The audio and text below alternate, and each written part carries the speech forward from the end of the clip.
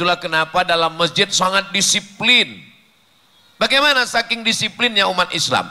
Saya beberapa kali ditinggal khutbah Jumat. Gak mau pengurus nunggu saya. Padahal bukan salah saya guys. Wong macet. Macet saya nggak bisa terjebak. Sampai ke masjid, khotib sudah naik. Saya tanya pengurus, kenapa saya nggak ditunggu? Disiplin Ustadz. Bulan puasa, umat Islam sangat disiplin. Kalau sudah bunyi sirine maghrib,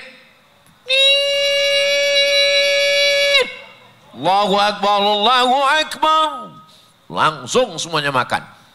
Nggak ada tuh orang Islam pas diajak buka puasa, sampean orang buka puasa. Maaf, saya setengah jam lagi karena sahurnya tadi terlambat juga. Nggak ada, semuanya on time. Tapi kenapa umat Islam paling banyak tulit, telat, terlambat? Karena dia memenjarakan Tuhan dalam bulan Ramadan. Di luar Ramadan, Tuhan orang melu. Udah nggak ikut lagi. Maka judulnya dikasih, kerjaku adalah ibadahku. Jangan dipahami ibadah hanya sholat. Kalau Tuhan pergi ke Batam, singgah sebentar ke rumah petak. Cakep. Dari bunyi sambutan salam, sepertinya belum dapat kue kotak. Ya.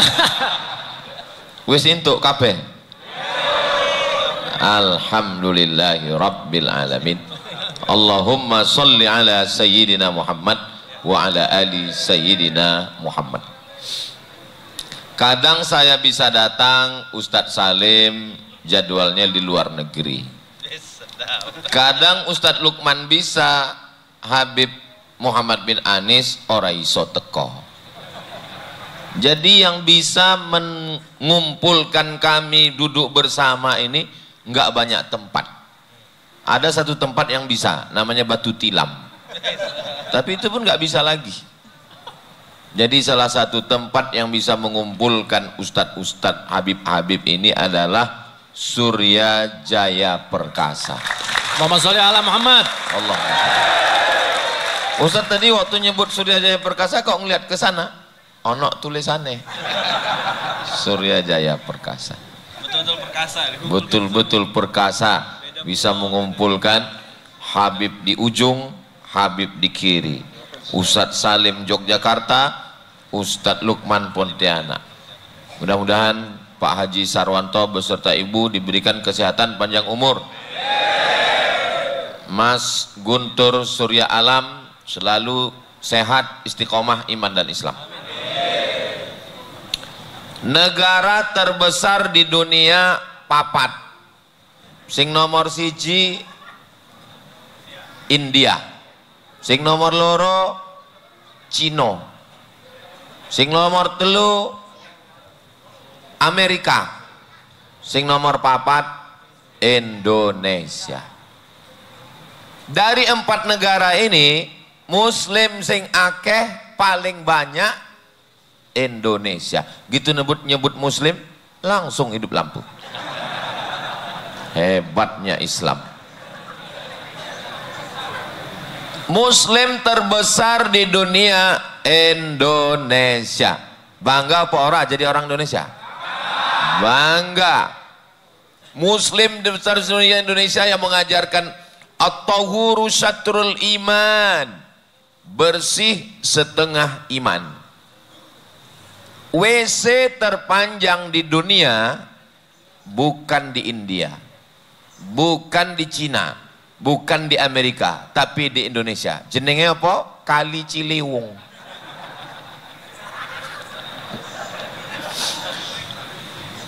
Website porno terbanyak di dunia, waduh nggak usah kita sebut, malu kita. Padahal Muslim terbesar di dunia. Kenapa? Padahal jamaah umroh terbanyak di dunia Indonesia. Kenapa tidak sinkron? Kok nggak matching? Kok nggak kepetuk? Kok bisa beda antara jumlah muslimnya dengan kotornya, dengan korupsinya? Bahkan pernah diundang pesulap dunia. Pesulap dari Amerika. Gunung Everest hilang. Hebat. Pesulap dari India. Sungai Nil hilang. Dipanggil pesulap dari Indonesia, semua catatan korupsi hilang.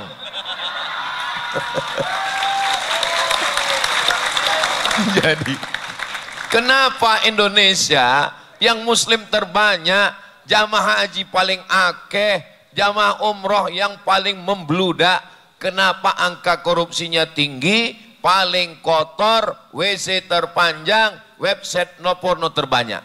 Kira-kira di mana permasalahannya? Jangan kemana-mana, kita lanjutkan setelah yang satu ini. Biasa kalau lagi live di TV gitu. Kesalahannya di mana? Karena umat Islam memenjarakan Tuhan dalam masjid. Itu jawabannya. Tuhannya di mana? Tuhannya dalam masjid. Sehingga kalau dia di dalam masjid bersih sebersih-bersihnya. Sajadahnya bersih, bajunya bersih, pakaiannya bersih. Karena Tuhannya dalam masjid. Tuhan tidak dibawa ke pabrik, Tuhan tidak dibawa ke kantor, Tuhan tidak dibawa ke rumah, Tuhan tidak dibawa ke sungai. Tuhan dipenjarakan di dalam masjid. Itulah kenapa dalam masjid sangat disiplin. Bagaimana saking disiplinnya umat Islam? Saya beberapa kali ditinggal khutbah Jumat. Gak mau pengurus nunggu saya. Padahal bukan salah saya guys. Wong macet saya nggak bisa terjebak. Sampai ke masjid, khotib sudah naik. Saya tanya pengurus, kenapa saya nggak ditunggu? Disiplin Ustaz.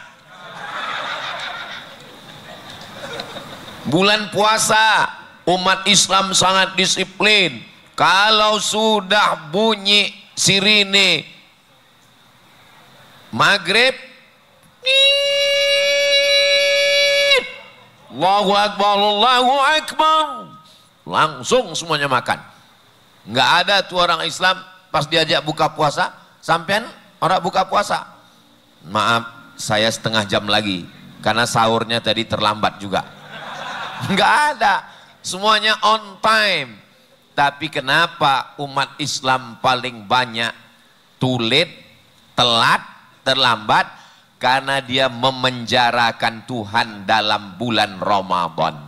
Di luar Ramadan Tuhan orang melu, udah nggak ikut lagi. Maka judulnya dikasih kerjaku adalah ibadahku. Jangan dipahami ibadah hanya sholat. Ibadah bukan hanya puasa. Ibadah bukan hanya waktu di Makkah. Di Makkah disiplinnya, Masya Allah, waktu di Makkah disiplinnya nggak mau ngupil. Waktu di Makkah nggak mau ngupil karena takut bulu hidungnya gugur. Waktu di Makkah nggak mau congkel gigi, makan daging nyangkut daging ayam, nggak mau ngambil duri pohon kurma atau congkel. Kenapa? Takut, disiplin. Di tempat kita nembak burung merpati, mana ketika sedang di Makkah burung merpati ribuan, gak berani nangkap. Kenapa? Takut larangan ihram. Ketika di Makkah jilbabnya panjang, bajunya panjang, celananya panjang, menutup aurat. Begitu pulang ke tanah air copot. Pas ditanya wartawan, kok tampilan mbak sekarang beda? Tuntutan skenario. Tuhan dipenjarakan dalam masjid, Tuhan dipenjarakan di bulan Ramadan, Tuhan dipenjarakan di Makkah. Tuhannya tidak ikut ke pabrik, Tuhan gak ikut ke kantor, Tuhan gak ikut ke rumah, Tuhan dipenjarakan. Maka inilah yang dibantah oleh Allah dan Rasulullah sallallahu alaihi wasallam. Apa kata Allah? A'udzubillahi minasyaitonirrajim. Wa huwa ma'akum aina ma kuntum. Dia bersama kamu dimanapun kamu berada. Tuhanmu bukan cuma di masjid, Tuhanmu bukan cuma di Mekah, Tuhanmu bukan cuma di Ramadan. Dia bersama kamu di rumah kamu, dia bersama kamu di pabrik kamu, dia bersama kamu di kantor kamu. Tuhan yang kamu sembah di masjid, yang kamu takut bergerak 3 kali. Orang Islam ini saking disiplinnya di masjid, takut bergerak 3 kali. Gatal kepalanya, dia garus sekali. Gatal lagi, sekali. Gatal lagi, berhenti sholat, pergi ke apotek cari obat kurap. Enggak ada orang Islam sholat di masjid, matanya jelalatan ngelihat ke atas. Enggak ada. Kenapa? Disiplin. Orang Islam kalau sholat ke masjid, ngelihat tempat sujud. Kenapa? Disiplin. Takut kalau sholat ngelihat ke atas, kelihatan cicak kawin. Tapi kenapa saat, mohon maaf, ada anak kecil. Pak, guyu. Jadi tema kita memang singkat, tapi maknanya padat sekali. Kerjaku adalah ibadahku. Kira-kira bisa kita bawa disiplin dalam masjid ini keluar masjid? Tadi saya dikasih tahu, Ustadz Somad baru sampai tadi dari Jember. Ustadz silakan istirahat di kamar atas. Nanti jam 2.30 kita jalan. Saya setel jam 2.25. Saya bangun jam 2.25, cuci muka, peci merah, sorban hijau. Saya heran kenapa sorban di tas ada 3, yang saya pakai hijau. Ternyata saya sudah feeling ini akan pergi ke Go Green.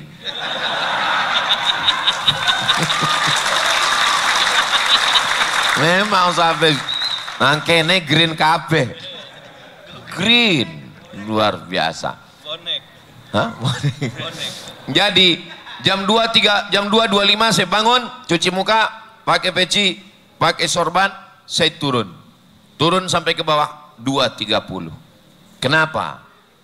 Kalau saya tidur setengah jam, insya Allah nggak akan ada yang bangun nih. Semua maklum, Ustadz masih lelah, masih capek, dan saya pun sudah siapkan dalilnya. Saya ini kan yang ceramah, saya ini kan yang ngomong. Jadi kalau saya hari ini ngomong, mari kita disiplin, mari kita on time, mari tepat waktu. Ini ustaz-ustaznya kan ngomong, alah tadi aja terlambat. Itu kalau kita ngomong nggak sesuai dengan perbuatan kita, nendang dia ke dalam. Saya kalau ada jadwal ceramah jam 8 pagi di kantor dinas, jam 7.45 saya sudah sampai di parkir. Terus kalau Ustadz sampai di parkir, Ustadz ngapain? Buka laptop, nulis. Saya nggak langsung masuk ke dalam, saya tetap jaga harga diri saya. Ini bukan Ustadz kaleng-kaleng. Saya tetap nunggu di telepon. Saya tetap di mobil, saya buka laptop, saya nulis. Habis itu mereka telepon kan, panitia. Ustadz Somad sudah di mana? Saya di jalan. Saya kan nggak bohong, saya memang di jalan. Kami lagi nunggu nih Pak Ustadz. Oke, I'm coming. Nah, saya tutup laptop, saya datang. Macet ya Ustadz ya? Ya lumayan, kata saya. Kenapa Ustadz demikian? Yang mendidik Ustadz untuk disiplin ini siapa? Saya dengan Habib Rifki ini beda 2. Pertama beda nasab, yang kedua beda nasib. Saya ditinggalkan orang tua saya saat kelas 2 SD. Beliau pindah ke Riau, saya tinggal di Sumatera Utara. Saya tinggal di rumah paman saya. Kalau tinggal di rumah orang tua, kita bangun lambat dibangunin. Kita mau apa? Karena kita adalah buah hati belayan jiwa, siang dan malam disayang-sayang. Tapi kalau tinggal di rumah orang, kita akan sangat disiplin. SMP, saya pindah ke kota namanya Kisaran, Kabupaten Asahan, di rumah kakak ibu saya. SMA, saya pindah ke Medan, Sumatera Utara sampai 95. Jadi disiplin ini saya memang dididik Allah Subhanahu wa Ta'ala sesuai dengan nasib saya. Jadi sampai sekarang, walaupun saya ustadz, walaupun saya dosen, walaupun saya penceramah, boleh tanya Ustadz Hendrik, pernah saya terlambat. Tidak. Kenapa? Karena tertanam dalam diri saya, kamu tidak boleh terlambat Abdul Somad. Saya selalu tanya sama Ustaz Henry, kita berangkat jam berapa?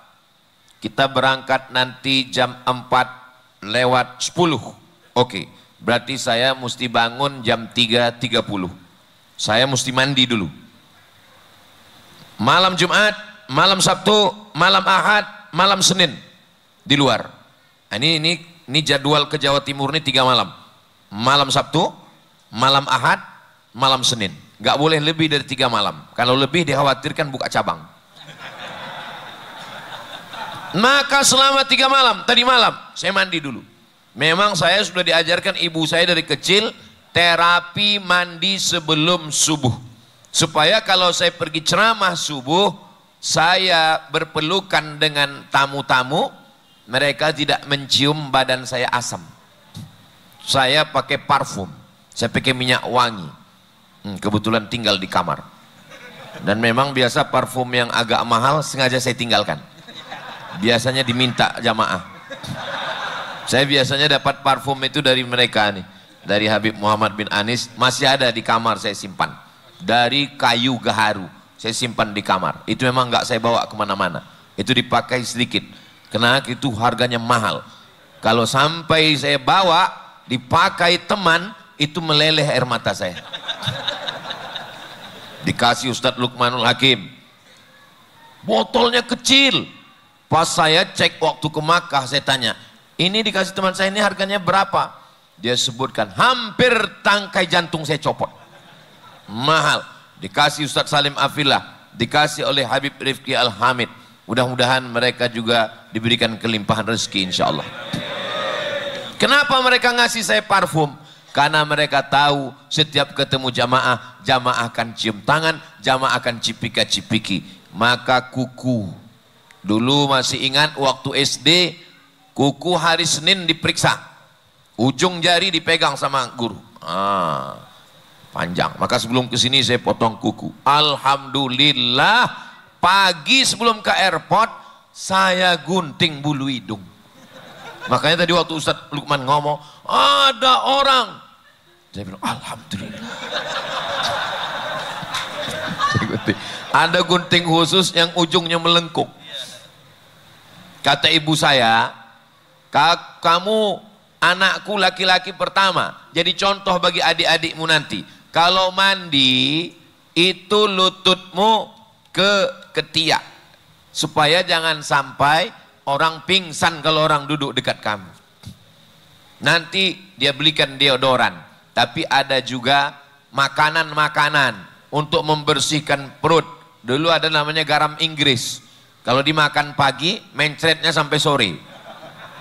Untuk menghentikannya diambil kunyit, diambil beras, disangrai gonseng di atas kuali nggak pakai minyak sampai menguning, lalu kemudian digiling kayak kopi, disaring, minum untuk menghentikan mencret.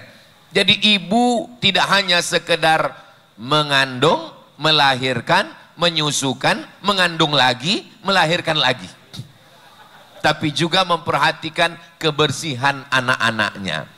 Ini celana nggak boleh sampai ujung lipatannya 2. Diajarkan cara nyetrika. Ini ujungnya mesti 1. Jangan sampai 2. Nggak rapi, nggak bersih. Ini kalau pakai punya baju dalam warna putih, mesti jangan sampai ketiaknya kuning sama kerahnya hitam. Bagaimana caranya? Digosok pakai sabun telepon. Ada di Jawa sabun telepon. Sabun Peta 4 merek telepon. Dioleskan sabunnya ke ketiak dengan ke tengkuk, dijemur tapi jangan sampai kering. Kira-kira 15 menit panas, dikucek. Kenapa nggak pakai pemutih? Karena kalau pakai pemutih nanti karetnya hilang dan sobek lapuk. Jadi kami memang pendidikan dari rumah itu diajarkan bersih pakaian, bersih gigi. Itu ambil daun bambu. Daun bambu diambil, dibakar. Setelah daun bambu diambil, dibakar, arangnya digosokkan ke gigi. Supaya karat-karat getah yang menempel di gigi, karena suka minum teh, Akhirnya saya gosokkan, pas saya lihat tetap kuning juga. Loh, kok nggak hilang ya? Akhirnya saya pergi ke dokter gigi. Dokter gigi, kata ibu saya, ambil itu daun bambu, bakar, karena daun bambu ini tajam seperti ilalang. Gosokkan. Kenapa udah saya gosok kok tetap nggak putih bersih gigi saya? Kata dokter ngasih tahu, Ustadz, gigi manusia itu dua jenis. Yang pertama putih bersih, yang kedua putih gading gajah. Ustadz kebetulan dapat jatah yang putih gading gajah. Jadi memang nggak bisa putih murni. Nah, ini saya mau ngasih tahu, bukan saya nggak gosok gigi, memang begini bawaan. Jadi artinya apa? Bahwa kita ini diajarkan untuk pendidikan keluarga anak-anak kita. Tapi Pak Ustadz, bagi kami yang sudah menjadi karyawan, pekerja, tidak ada alasan untuk tidak merubah diri. Kenapa? Orang yang kotor, jorok, suka buang sampah, kalau dia tinggal di negeri sistemnya bersih, dia jadi ikut bersih. Makan permen karet, letak di atas bawah meja. Puntung rokok, buang sembarangan. Upil di bawah meja. Orang yang tinggal di negeri yang sistemnya ketat, dia tidak akan buang puntung sembarangan, dia tidak akan buang permen karet di bawah meja. Kenapa? Karena ada denda. Kalau ketahuan satu puntung $50. Kalau ketahuan satu permen karet $50. Jadi ternyata Islam tidak hanya mengajarkan kebersihan, tapi juga ada punishment, ada hukum. Berzina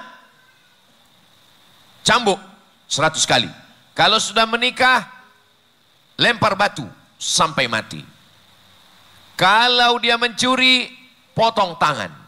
Kalau dia mencolok mata, al-ainu bil aini, matanya kamu sakiti, balas mata dia. As-sinnu bis sinni, giginya kamu patahkan, patahkan juga gigi dia. Wal juruha qisas, kalau kamu dilukai, lukai juga dia. Nah, jadi manusia disadarkan dengan tausiah, dengan khutbah, dengan ceramah, tapi juga mesti ada hukum. Karena Islam ini bukan sekedar nasihat, ada hukumnya. Itu yang disebut dengan Islamic law, hukum Islam, atau yang dikenal dengan syariat Islam. Nah, jadi rasa-rasanya dalam perjalanan kami, satu-satunya tempat 5 ustadz dibawa dalam satu perusahaan, rasanya baru sekali ini ya Ustaz Lukman ya. Artinya apa? Kalau sampai bulan depan kami dapat laporan nggak ada perubahan, ini kegagalan kita Ustaz.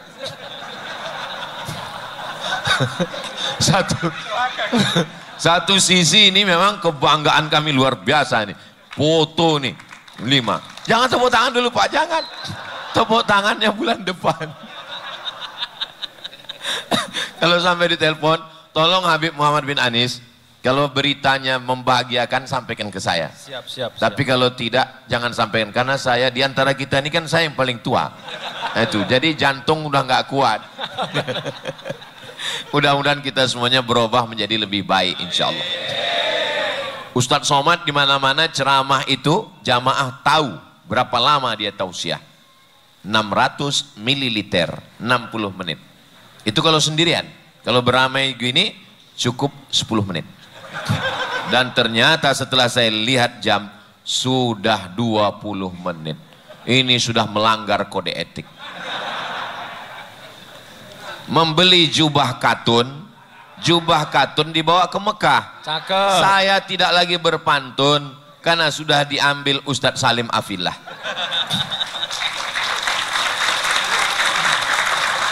Assalamualaikum Ustaz Somad. Waalaikumsalam. Boleh nanya? Boleh. Apa pertanyaannya? Apa hukum sholat di toilet? Kamu kalau mau ngetes saya jangan telepon-telepon. Jangan ngetes-ngetes saya. Kamu ini haters ya. Saya ini lovers Ustaz. Terus kenapa kamu ngetes saya sholat di toilet? Toilet itu kan tempat jin, tempat setan, tempat najis, tempat kotor. Saya kerja Pak Ustadz di perusahaan. Supervisor saya ngelarang sholat, nggak boleh sholat. Karena prinsip perusahaan saya, time is money. Waktu adalah uang. 5 menit zuhur, 5 menit asar, 10 menit habis waktu, habis uang. Nggak boleh sholat. Tapi dalam lubuk hati paling dalam, saya sebagai seorang muslim, saya mesti sholat. Terus gimana cara kamu sholat? Saya ambil anduk, saya masuk ke toilet, saya gelar di toilet, saya sholat di dalam, Pak Ustadz. Kenapa kamu nggak pulang aja? Nggak ada tempat kerja di Indonesia, Pak Ustadz. Pekerjaan yang menurut kita membosankan, atasan yang menurut kita memuakkan, tempat kerja yang menurut kita nggak mengenakkan, itu adalah tempat yang dirindukan para pengangguran. Istri yang menurut kita membosankan, menjemukan, 4L, lu lagi, lu lagi. Itu adalah istri yang diidam-idamkan, dimintakan dalam tahajud tengah malam oleh jombloan sejati.